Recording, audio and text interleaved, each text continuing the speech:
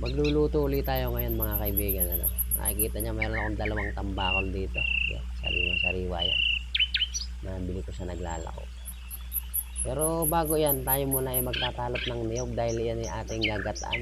Ako'y nakadiskarte rito ng dalawang pirasong niyog sa aking kapitbahay. Nakita niyo akin muna tinatalupan yung niyog.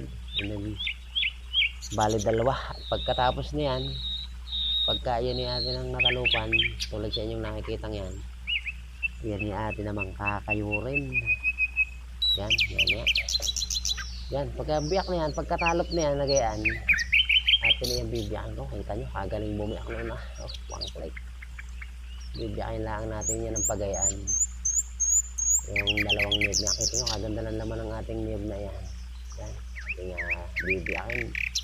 And then pagkatapos natin yan ay mabiyak, yan ang isusunod natin yung kakayurin. Sa nakikita nyo yan ay kinakayod na natin ng niyog.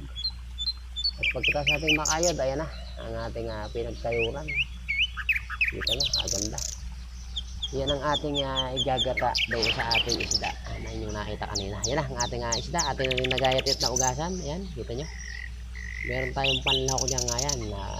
May gulay tayo dyan, sibuyas at saka yung sili na green at ibang klaseng sili yan, hindi yan katulad ng siling sinasama sa sinigang. Simula atin mo nang lalagyan ng luya, ating pipitin lang ang luya. Talagang paggagaya mga isda ay talagang kailangan natin yung luya. Mahilig kasi ako talagang maglagay ng luya sa mga luto, kaya ako mapapansin nyo laging gamitin ko ang luya. Pagkapilpit nyo yan, natin yan ang pipinuhin ng gayat, and isusunod natin yung ating sibuyas. Gagayatin din lang natin yan para isang ang gayat. Nakita nyo, tapos na natin gayatin ang ating sibuyas. Yan, nakita nyo, ipapailalim natin sa ating paglulutuan niya sa ating kawali. And then sa ibabaw na yan, dyan natin ilalagay yung ating mga ginayat na isda. Ang tawag nga pala mga kaibigan sa isdang yan ay tambakol. Di umano ang tawag dyan sa isdang yan. Atin lang yan ilalatag sa ibabaw ng ating mga ginayat na rekado. And then pagka ating nailatag yan, ibubudburan natin ng pamintang durog. Kasi nakikita nyo, lalagyan din natin yan ng asin para may lasa. Yan, nakita nyo may asin na yan. And then lalagyan na natin sa ibabaw niyan yung pinaka sili.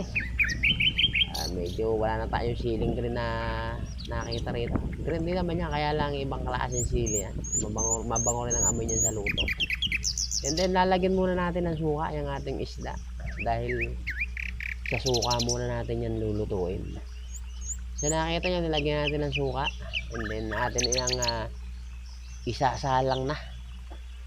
So nakita nyo ating sinalang, and then atin tatakluban muna yan hanggang sa yan maluto doon sa suka. Pero habang hinihintay natin maluto at tayo magagata, isang basong tubig lang ilalagay natin doon sa ating mga kinayod na niyog kanina. Nakita nyo na ating kinayod yan. Kailangan dyan magata. Yan, kita nyo ng gata. Makatapos natin yan mapiga, yan yung gata natin. And then atin yung sasalain nang sa ganun hindi sumama yung sapal. Yan, sa nakikita nyo atin ang binalikan yung ating isinalang, luto na. Natuyo na yung pinakasuka, kaya atin ang ilalagay yung pinakakang gata. So nakikita nyo, yan, luto na yan. Atin ang medyo babalik-balikwasin lang natin ng konti. And then pag yan iluto na, ilalagay natin ngayon yung ating pinakagulay. Sa nakita nyo, yung ating pechay ay atin ang nilagay. At mga ilang minuto pa, ayan, luto na ang ating ginataang tambakol. Sa nakikita nyo yan, luto na. And then magsiset up na tayo ng kanin. Ayan, ang akin na namang tikiting na ay lagi nang nakaabang agad. Ayan, nakakain na. Kita nyo, nauuna ng kumain. Ang aking tikiting na yun ay talagang lagi namin kasakasalo sa aming pagkain.